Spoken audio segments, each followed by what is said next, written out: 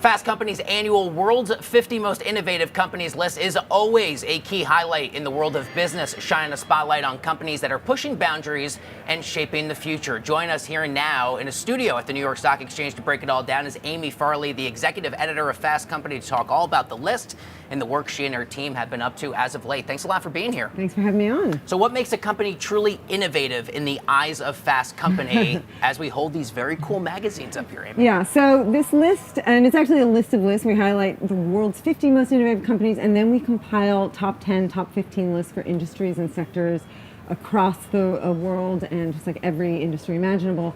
And what we're looking for are companies that have done something really innovative and interesting in terms of product, business strategy in the past year or so. We're looking for the impact of that. It has to be successful. And hopefully also it's moved the needle not just for their business, but for their industry and hopefully, ideally, in a positive way for society as well. How about any big trends or surprises to this year's list that maybe sets it apart from previous iterations of the list? Well, I think what's interesting about this list is one thing that's very interesting is that 2 years ago, our cover story was on OpenAI. We had Mira Murati, who was then the CTO of OpenAI. That was our cover story.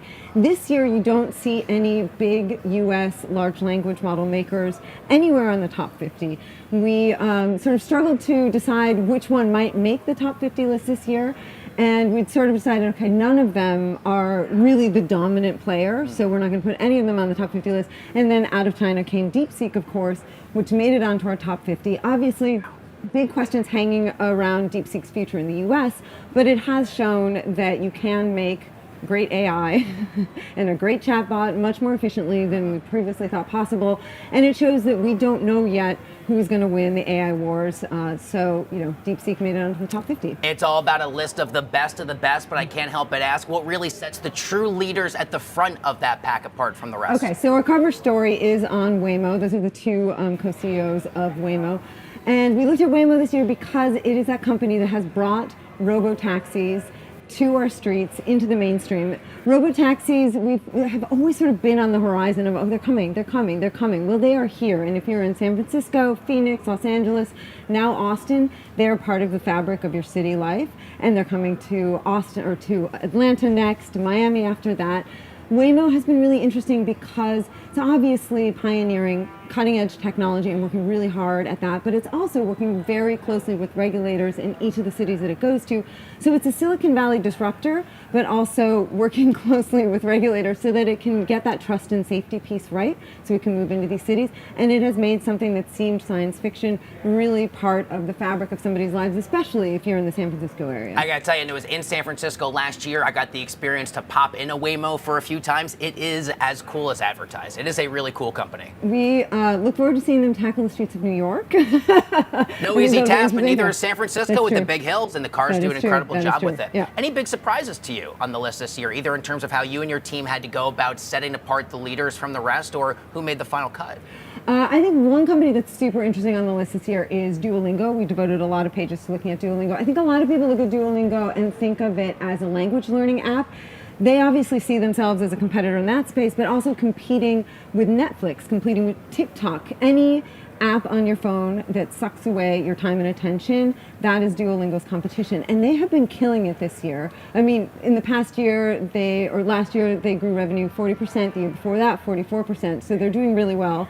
But they also have this outsized presence on social media. I mean, I'm sure you're aware of when their mascot, the owl Duo, was killed apparently by a cyber truck in January, and just about every brand everywhere on social media had to get in on the sort of like commentary and the reaction to this moment.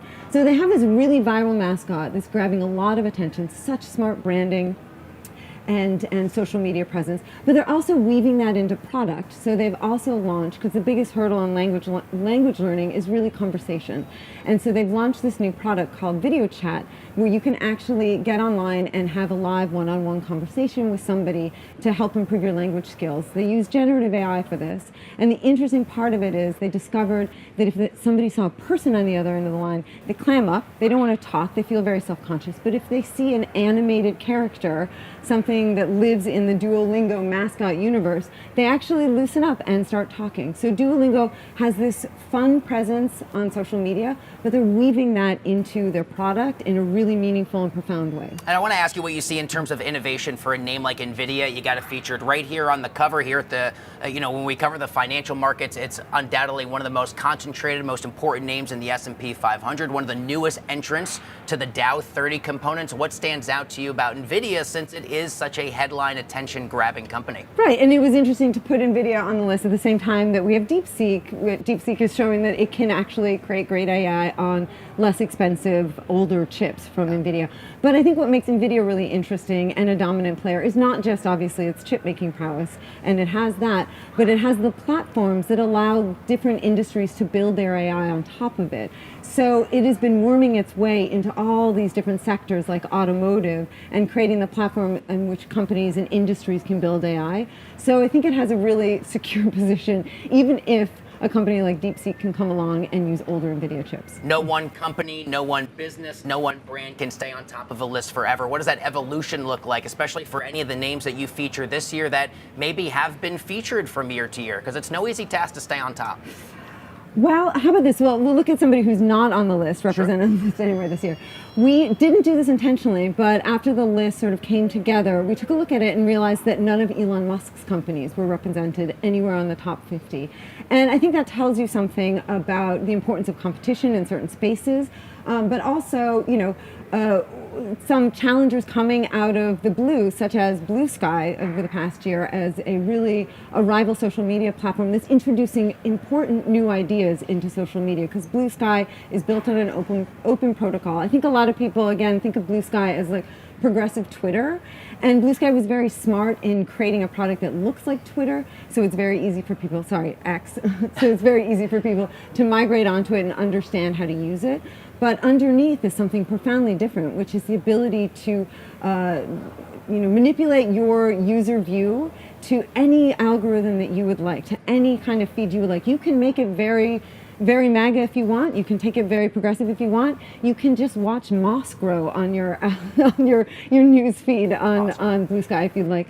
So I think that's a really profound idea, and though it is much smaller than X right now, it is a rival because it presents a very compelling new idea in social media. I still call it Twitter, by the way. I think so many people out there, it's ingrained into our brain for a long time. What's very cool is to look at and see companies like Cava as well as the WNBA, not intuitive names for the world of tech or innovation, but clearly you and your team at Fast Company, Amy, you're seeing something in those brands that make them deserve to be on the list. What do you see there? Cava is really interesting because a lot of companies, a lot of restaurant chains are pushing people into digital kiosks and ordering, and Cava actually went exactly the opposite way and said, we really want to prioritize human interactions. They're a fast casual restaurant chain.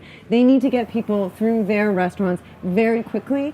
All of that screams, technology and kiosks and all of that, but Cava says, no, we actually want to keep the technology in the background and focus on our customers. They're still moving people through their restaurants quickly, but they're doing it in a very different way than most restaurant chains right now. I wonder if, given the years that you and your team have done this, any advice for companies trying to stay creative, trying to stay on that cutting edge of innovation for potential consideration for future Fast Company annual World's 50 Most Innovative list? I'd say step one, read this issue. There we go. Good.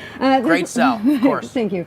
There's a lot of great examples of companies in here. I mean, I think looking outside of your industry for innovation is part of the ethos of what Fast Company writes about every day, is helping companies sort of look beyond their usual suspects for innovation. So yeah, you may not be at all in the restaurant world, but you might want to look at the Cava playbook. Definitely look at that Duolingo playbook for brand building and for how to incorporate AI with a human touch into your products. So I will say, you can read Fast Company or just look outside your usual universe for inspiration. Finally, how about any industries or companies that most excite you as we continue on here in 2025? Now that the issue is out, what sorts of things are you most paying attention to? Oh my gosh, so much. That is such a tough question for me. I will say one thing that I think is very interesting, and it's a very strange little company, but it's fun. Our number 50 company is a romantasy book publisher. I don't know if you've heard about the romantasy trend, but print books are back, but certain genres are really killing it. And one of them is a sort of subgenre of romance that involves fairies and dragons. And there's this book publisher called Entangled Publishing, which publishes a series from this woman, Rebecca Yarros. In January, Rebecca Yarros held positions 1, 2, and 3 on the New York Times fiction bestseller list. So these books are really resonating with an audience. I think it's just very exciting. I mean, as somebody who works in print, in general, I think it's exciting to see print kicking butt. But I also think it's fun to see a publisher that finds an audience, or a company that finds an audience, finds a niche, and then really over-delivers for them. And you can have great success that way. And that's what this publisher has done. Amy Farley is the executive editor of Fast Company. This is the newest edition, folks. Go check it out. Very grateful to your time. Amy, congratulations to you and your colleagues on all of the success, and thanks for joining us today. Thanks for having me on.